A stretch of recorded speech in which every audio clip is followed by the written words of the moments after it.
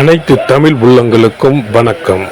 நாம் இந்த பதிவில் 2024ஆம் ஆண்டின் 11வது மாதமான மாசி மாதத்தின் 12 ராசிகளின் பலன்களையும் அதற்கான பரிகாரங்கள் என்னென்ன என்பதையும் இந்த பதிவில் விரிவாக காண்போம். எல்லோர் வாழ்விலும் பலமும் நலமும் செல்வ செழிப்பும் பெற எல்லாம் வல்ல இறைவனை வேண்டுகிறேன். வாழ்க வளமுடன். நிகழும் ஸ்ரீ மங்களகரமான தமிழ் வருடம் சோபகிருது 2024ஆம் ஆண்டு மாசி மாதம் 13/2/2024 செவ்வாய்க்கிழமை அன்று வளர்பிறை சதுர்த்தி திதியில் உத்திரட்டாதி நட்சத்திரத்தில் அமிர்த யோகம் சதுர்த்தி விரதம் கூடிய நன்னாளில் இந்த மகத்தான மாசி மாதம் பிறக்கின்றது.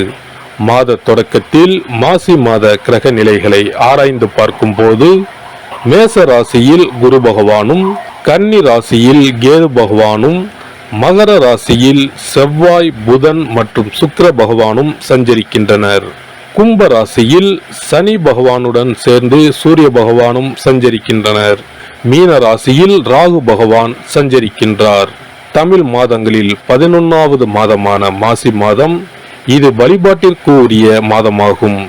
சூரியன் கும்பராசியில் பயணம் செய்வதால் இந்த மாதத்தினை கும்ப மாதம் என்றும் அழைப்பார்கள்.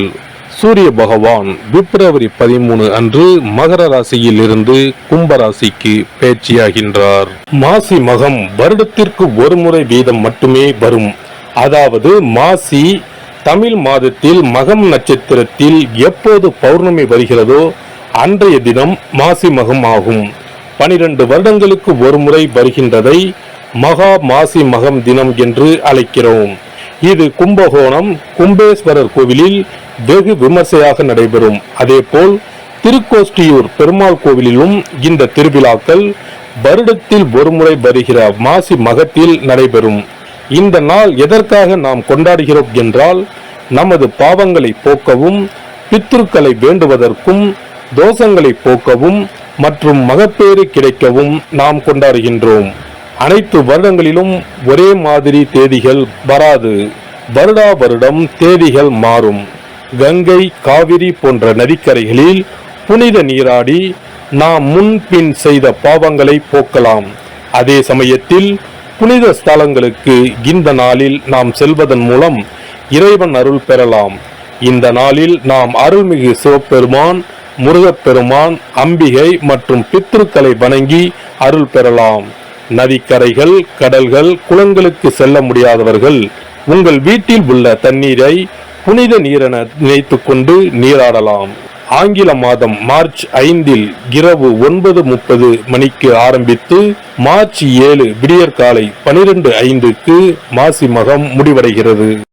மிதுன ராசி அன்பர்களுக்கு மிருகசீரிடம் 3, 4ஆம் பாதம், திருவாதிரை, புனர்பூசம் 1, 2, 3ஆம் பாதம் நட்சத்திரங்களில் பிறந்தவர்களுக்கு உங்களது இனம் புரியாத சஞ்சலங்கள் அனைத்திற்கும் தீர்வை தருகின்ற மாதம் இது.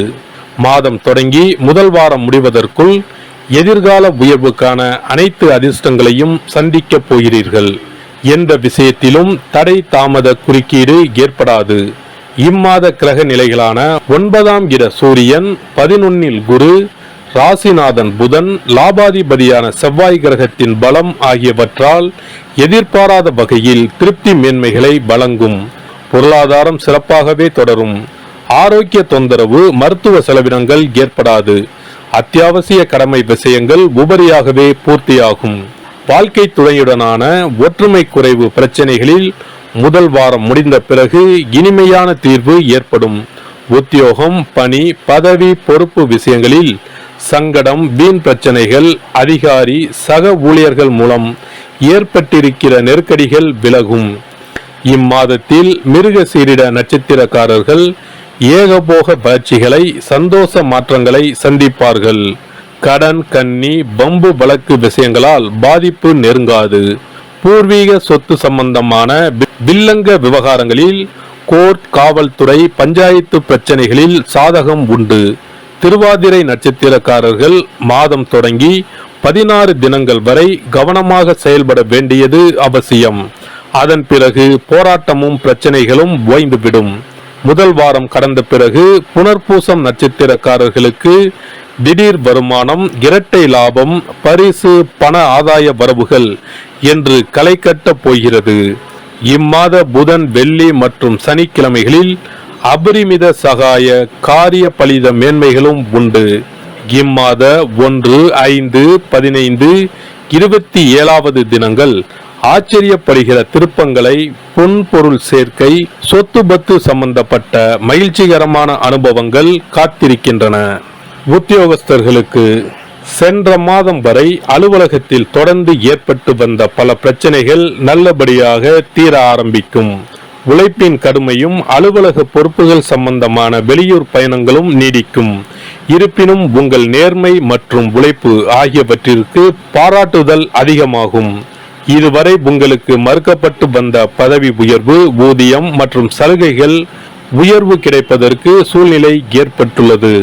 வெளிநாடுகளில் ஏற்பட்டுள்ள பொருளாதார பின்னடைவினால் பணியை இழந்து வருந்தும் மிதுன ராசியினருக்கு வேறு வேலை கிடைக்க அனுகூலமாக அமைந்துள்ளன கிரக நிலைகள். வியாபாரிகளுக்கு சந்தை நிலவரத்தில் நல்ல மாறுதலை இம்மாதம் காணலாம். மந்த நிலையிலிருந்து வரும் உற்பத்தியை அதிகரிப்பதற்கு சாதகமான மாதம் இது. உற்பத்திக்கு அவசியமான மூலப்பொருட்களின் விலை அனுகூலமாக மாறும். நிதி நிறுவனங்களின் ஆதரவு கிடைக்கும். ஏற்றுமதி துறையினருக்கு அந்நிய சந்தைகளின் நிலவரம் சாதகமாக மாறும். லாபம் மீண்டும் அதிகரிக்க ஆரம்பிப்பதை அன்றாட விற்பனையில் காண முடியும். கலைஞர்களுக்கு புதிய வாய்ப்புகள் கை கொடுக்கும். உங்களை கண்டாலே முகத்தை திருப்பிக் கொண்ட அனைவரும் இனி உங்களை தேடி வருவார்கள். நிதி நிறுவனங்களின் ஆதரவு கிடைக்கும். இதுவரை நஷ்டத்திலேயே இயங்கி வந்த அனைத்தும் லாபமாக இயங்க ஆரம்பிக்கும். அரசியல்வாதிகளுக்கு கட்சி பணிகளாலும் வெளியூர் பயணங்களினாலும் ஆரோக்கியத்தில் ஏற்பட்ட பாதிப்பு படிப்படியாக குறையும். இதற்கு காரணம் அஷ்டமஸ்தானத்திற்கு ஏற்பட்டிருந்த தோஷம் தற்போது விலகியிருப்பதே ஆகும். இருப்பினும் கட்சியில் மறைமுக எதிரிகள் உங்கள் நலனுக்கு எதிராக தொடர்ந்து செயல்பட்டு வருவதை மறந்துவிட வேண்டாம். மாணவர்களுக்கு கல்வி நிறுவனம் சார்பாக சன்மானத்தை, பாராட்டுகளை அடையப் போகிறீர்கள். விவசாயிகளுக்கு தொடர் நஷ்டம், பேரிழப்பு போன்றவைகளுக்கு தீர்வு காத்திருக்கிறது. பரிகாரம்: இம்மாத சனிக்கிழமைகளில் ஸ்ரீ பெருமாள் தெய்வ வழிபாடு வைத்துக் கொள்ளவும். செவ்வாய்க்கிழமைகளில் ஸ்ரீ காளி வழிபாடு செய்வதன் மூலம் பல நன்மைகளை அடையலாம். சிறப்பு பரிகாரங்கள்: வருமானத்தை பெருக்குவதற்கு வருமானம் வந்ததும் அல்லது சம்பளம் வாங்கியதும் அந்த தொகையில் 1% தொகையை தனியாக எடுத்து வைத்து விடுங்கள். அந்த பணத்தில் பாலால் செய்த இனிப்பு வகைகள், வாயில் போட்டாலே தித்திப்புடன் எளிதில் கரைந்து வாயிற்குள் போய்விடக்கூடிய இனிப்பு வகைகளை வாங்கி ஆதரவற்றோர், சாலையோர பணியாளர்கள், தூய்மை பணி செய்வோர், ஆதரவற்ற நிலையில் வறுமையில் வாடும் குழந்தைகள் மற்றும் தொழிலாளர்களுக்கு கொடுங்கள். மகிழ்ச்சியுடன் உங்கள் கைகளால் இனிப்புகளை கொடுங்கள். இப்படி செய்வதால் சனி சுக்கிர யோகம் உண்டாகும். இதனால் வருமானம் பெருகுவதுடன் கையில் பணம் சேர்ந்து கொண்டே இருக்கும். வருமானத்திற்கு தடையோ பஞ்சமோ வராது. ஏதாவது ஒரு வகையில் பணம் வந்து கொண்டே இருக்கும்.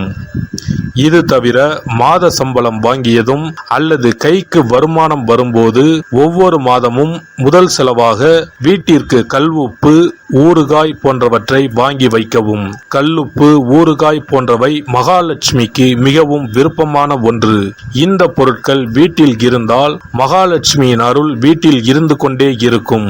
எந்த காரணத்திற்காகவும் இந்த பொருட்களை தானமாகவோ கடனாகவோ கொடுக்க கூடாது.